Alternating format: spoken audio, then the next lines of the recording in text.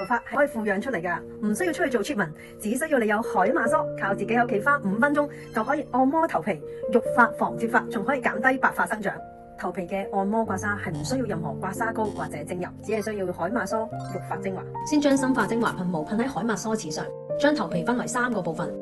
步驟1：按摩督脈，喺美人尖刮至頭頂位置嘅百會穴，再一直刮至頸椎位置嘅大椎穴，重複刮20次。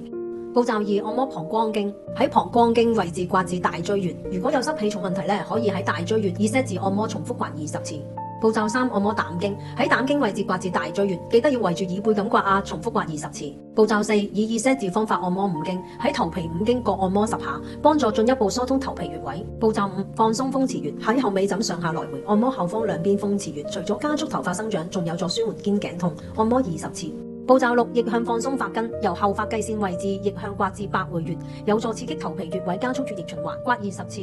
步驟7：大刮全疏通，以百會穴為中心，喺頭頂位置以打直刮方式延伸刮痧，各刮10次。如果感覺到淤塞有淤結，可以刮多幾下，咁就完成㗎啦。頭髮係可以富養出嚟㗎。